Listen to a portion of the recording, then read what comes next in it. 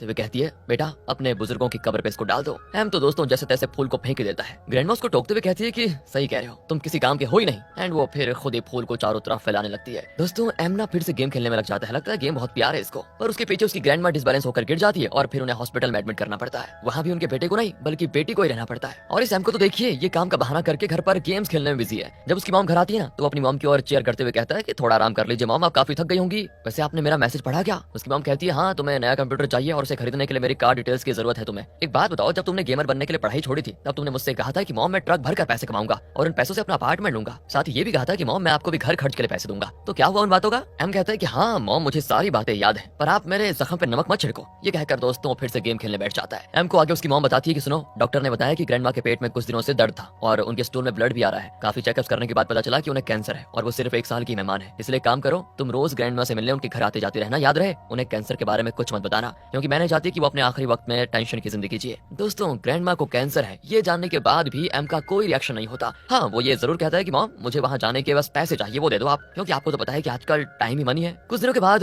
M अपनी grandma से मिलने उनके घर जाता है। अचानक एम को अपने घर पे देखकर वो शॉक हो जाती है और पूछती है कि आजकल तुम लोग कुछ ज्यादा ही मुझसे मिलने आ रहे हो, क्या बात है? वो भी कहता है कैसी बात कर रही हो ग्रैंडमा, हम फैमिली है तुम्हारी, हम नहीं आएंगे तो कौन मिलने आएगा? और आपको छोड़ो, ये देखो मैं आपके लिए क्या लेकर आया हूँ, मैं आपके लिए नूडल्स लेकर आया हूँ। ग्रैंडमा भी कहती है मैं नूडल्स तो नहीं खाती। तो दोस्तों उनसे पूछता है कि फिर आप ही बताइए आपके लिए क्या लेकर आऊँ? तो वो पास वाले मार्केट की दुकान से फिश फ्राई लाने को कहती है। पर एम जब उस शॉप पे पहुंचता है तो देखता है ये तो लंबी लाइन लगी हुई है यहाँ पर, इसलिए वो दूसरे शॉप से फिश फ्राई लेने के लिए चला जाता है और ग्रैंडमा को दे भी देता है। पर ग्रैंडमा देखते पहचान जाती है कि नहीं ये उस शॉप की है ही नहीं जहाँ से मैंने कहा था लाने को, इसमें काफी ऑयल है, नहीं मैं इसे नहीं खाऊंगी। दोस्तों ये जानकर एम वापस से मार्केट जाकर लाइन में लग जाता है और कुछ देर के बाद फिश लेकर वापस ग्रैंडमा के पास पहुंचता है। तब उसे पता चलता है कि ग्रैंडमा उसे नहीं खाएगी क्योंकि उन्होंने पहले वाले फिश फ्राई को ही खा लिया। ये देखकर एम कहता है कि आप भी ना ग्रैंडमा, जब पहला वाला ही खाना था तो मुझे दोबारा क्यों भेजा? इसके बाद वो ग्रैंडमा के कहने पर उनके गॉड के लिए वाटर बॉईल करके उनको ऑफर करता है। लेकिन दोस्तों यहाँ पर कंडीशन ये होती है कि ग्रैंडमा जो भी पानी अपने गॉड को चढ़ाती है वो कुकर में बॉईल होना चाहिए था, ना कि किसी दूसरे बर्तन में। तो वो पूछती है अपने नाती को, भाई उसमें सीटी की आवाज क्यों नहीं आई? वो कहता है कि वो तो मैंने माइक्रोवेव में बॉईल किया था।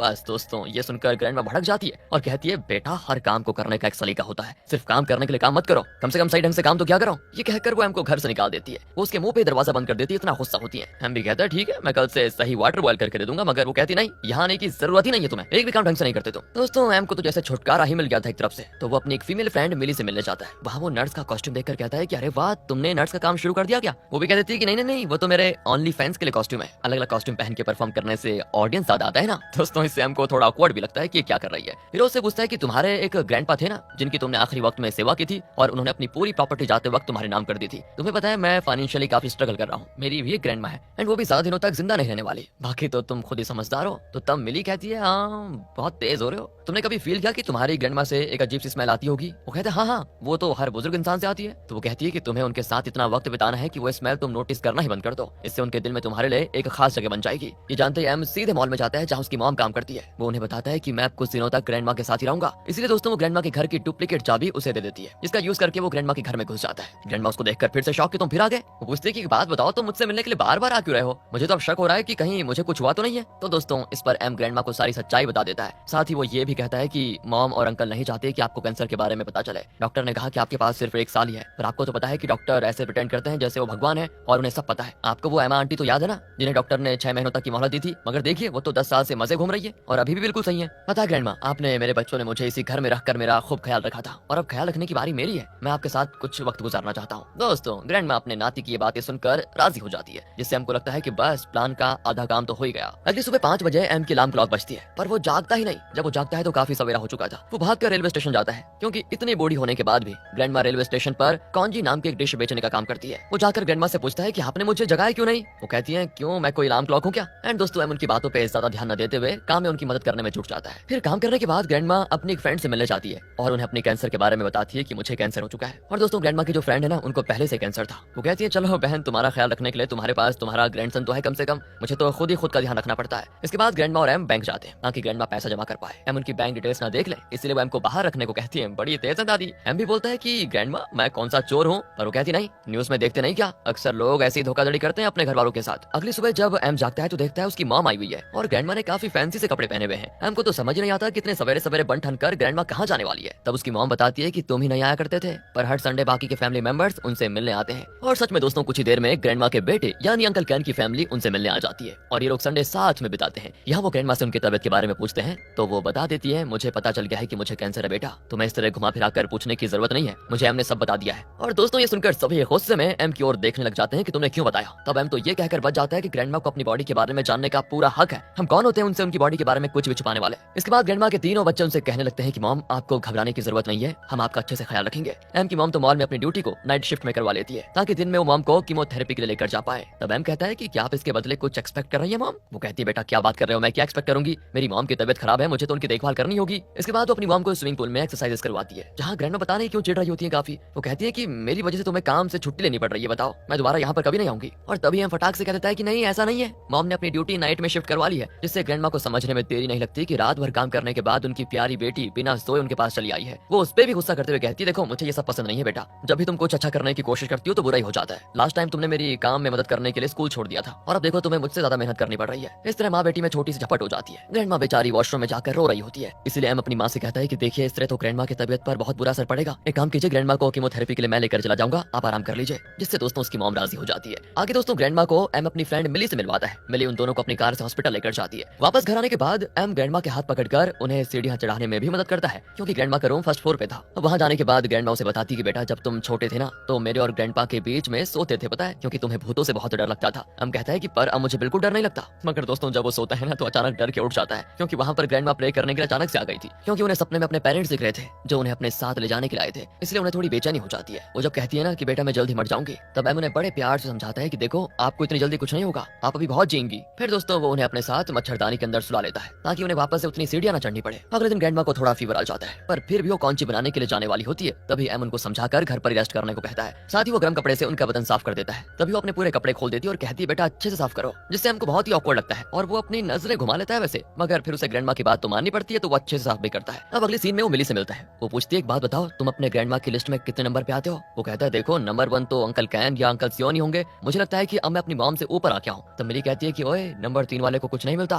तब एम कहता है कि तुम्हें कैसे पता चला था। वो बताती है कि देखो बूढ़े लोग ना बोलकर कभी नहीं बताते, इसे महसूस करना पड़ता है। और हाँ जो मेरी ग्रैंडमा थी ना वो अपने दूसरे रिलेटिव्स को बताती थी कि मैं उनका बहुत अच्छे से ख्याल रख रही हूँ। इसलिए दोस्तों एम ये बातें सुनकर ग्रैंडमा को उनके बड़े बेटे कैन के घर लेकर जाता है जो उन लोगों के मुताबिक थोड़ा रिच होता है। वो कहता है कि मॉम क्या पड़ा है उस पुराने घर में, आप यहीं रह लीजिए, हम आपका सही से ख्याल रखेंगे यहाँ पर। जिससे एम को लगने लगता है कि अगर ऐसा हो गया तो फिर मुझे ग्रैंडमा की कोई चीज नहीं मिलेगी। इसलिए वो बीच में बोल पड़ता है कि अरे ग्रैंडमा को तो कीमोथेरेपी के लिए मुझे ले जाना पड़ता है ना, यहाँ से काफी दूर पड़ेगा वो। और हाँ फिर ग्रैंडमा अपना काम थोड़ी छोड़ सकती है, कस्टमर्स उनके हाथ का कौंची खाने का बड़ा इंतजार करते हैं। दोस्तों एम की इन बातों से उसके अंकल कैन को एम के इरादे समझ में आ जाते हैं। वो उसे कुछ पैसे निकाल कर देते हैं, मगर एम कहता है कि मैं ये सब पैसों के लिए नहीं कर रहा हूँ, मैं सच में ग्रैंडमा की देखभाल करना चाहता हूँ। तो कैन अपनी मॉम से कहता है कि अपनी मॉम की देखभाल करने की जिम्मेदारी उनके बच्चों की होती है ना कि उनके ग्रैंड चाइल्ड की। भगवान का दिया हुआ सब है मेरे पास, बस मुझे मेरी मॉम चाहिए। फिर वो पुराने दिनों की तरह अपनी मॉम को टेंपल लेकर जाता है जहाँ लंबी सीढ़ी चढ़ने की वजह से ग्रैंडमा के पैर फूल जाते हैं। एम उनके चप्पल उतारता है।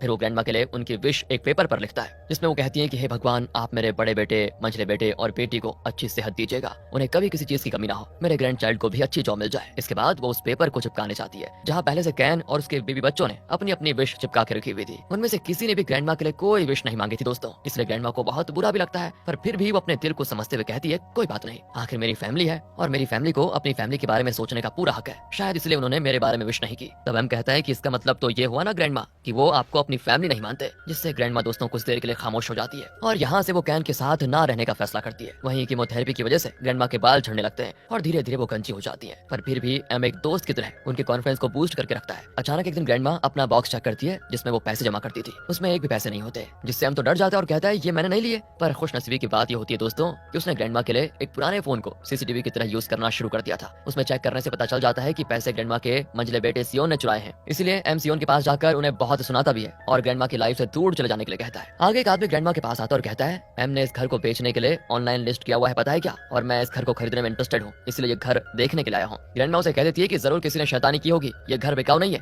कायदे से तो दोस्तों ने एम पर बहुत गुस्सा होना चाहिए था, मगर वो एक व्हाइट शर्ट उसे गिफ्ट करते हुए कहती है कि थर्ड कीमोथेरेपी के बाद तुम अपना काम शुरू कर देना, मेरे साथ अपना वक्त बर्बाद करने की जरूरत नहीं है बेटा। जिसपे एम कहता है कि मुझे कौन काम देगा। तब उसकी ग्रैंडमा उसे मोटिवेट करती है कि तुम पहले पढ़ाई में फर्स्ट आते थे याद है, अगर तुम कुछ भी ठान लो तो उसे करना तुम्हारे लिए नामुमकिन नहीं होगा। तब दोस्तों एम खुद काम ढूंढने के लिए राजी हो जाता है। फिर वो अगले दिन ग्रैंडमा के साथ उनके बड़े भाई के आलीशान घर में जाता है जहाँ ग्रैंडमा कहती है कि मैं खुद के लिए एक बड़ा सा प्लॉट लेना चाहती हूँ, इसलिए मैं चाहती हूँ कि आप मुझे $1,000,000 दे दें, जिसपे उसके भाई कोई जवाब नहीं देते। ग्रैंड माँ कहती है कि हमारे पेरेंट्स का घर बेचने पे आपको कई मिलियंस मिले होंगे, मैंने कभी 1 रुपया नहीं मांगा, पर अब मुझे चाहिए। लेकिन दोस्तों ग्रैंड माँ के बड़े भाई उन्हें बड़े ही रूडली पैसे देने से मना कर देते हैं और साथ ही वो उन्हें दोबारा अपनी शक्ल ना दिखाने के लिए कह देते हैं। इससे ग्रैंड माँ और एम दोनों को काफी बुरा लगता है और आज एम ग्रैंड माँ से पूछ लेता है कि ग्रैंड माँ आपको बड़ा प्लॉट क्यों चाहिए। वो कहती है मैं चाहती हूँ जब मैं मरूं तो मुझे किसी बड़े प्लॉट में दफनाया जाए, इससे मेरे बच्चों को और तरक्की मिलेगी, वो हमेशा भरे फूले रहेंगे। एम कहता है कि आपके पेरेंट्स को तो छोटी सी जगह पर दफनाया गया था, फिर भी देखिए आपके बड़े भाई कितने अमीर हैं। देखो ग्रैंड माँ ये सारी बातें बस कहने की है। ग्रैंड माँ कहती है वो तो जो है सो है, पर तुम एक बात कान खोल के सुन लो, अगर तुमने मेरी कब्र पे जैसे तैसे फूल डाल दिए ना बाबू, तो मैं तुम्हें पक्का डराने के लिए वापस आऊंगी। थोड़ा हंसी मजाक चलता है दोस्तों यहाँ पर। इतने दिनों से जो कीमोथेरेपी चल रही थी, अगले दिन उसका रिजल्ट आता है। डॉक्टर का कहना होता है कि कोई भी इंप्रूवमेंट नहीं है, मगर एम ग्रैंड माँ से कहता है कि ग्रैंड माँ आप पहले से बेटर हैं, अब आपको कीमोथेरेपी की जरूरत नहीं है। मगर दोस्तों ग्रैंड माँ समझ जाती है क्योंकि उसकी फ्रेंड का कीमोथेरेपी के बाद कुछ दिनों में ही देहांत हो गया था। एम की मॉम का भी रो रो कर बुरा हाल हो जाता है, मगर ग्रैंड माँ बहुत मजबूत होती है। कुछ दिनों में दोस्तों उनकी हिम्मत भी टूट जाती है और अब वो काफी दर्द में है, इसलिए वो बस मरने की दुआ कर रही है भगवान से। और ये सारी चीजें एम से देखी नहीं जाती। जल्द ही उन्हें हॉस्पिटल में एडमिट कर दिया जाता है, जहाँ वो अपना घर अपने मंझले बेटे सियोन के नाम कर देती है। इससे एम गुस्सा होकर पूछता है कि क्या मैंने आपकी अच्छे से देखभाल नहीं की, फिर भी आपने मेरे साथ ऐसा क्यों किया, मैं आपके लिए इंपॉर्टेंट नहीं था क्या। ग्रैंड माँ रोते हुए कहती है कि मेरे पास देने को कुछ और नहीं है, इसलिए गुस्से में एम अपने घर चला जाता है। पर फिर ना उसको सच में ग्रैंड माँ की फिक्र होने लग जाती है और वो उनसे मिलने के लिए बहुत ही जल्दी वापस आकर अच्छे से बात भी करता है। चाइनीज न्यू ईयर पे कैन अपनी मॉम से मिलने जाता है, पर तब तक उन्होंने बोलना ही बंद कर दिया था और एम को चाइनीज लैंग्वेज नहीं आती थी, क्योंकि वो हमेशा से ही थाईलैंड में रहा है और उसे थाई लैंग्वेज ही आती है। मगर वो अपनी ग्रैंड माँ के लिए चाइनीज सॉन्ग सीखता है और उन्हें सुनाता भी है। लेकिन दोस्तों कुछ टाइम में ही ग्रैंड माँ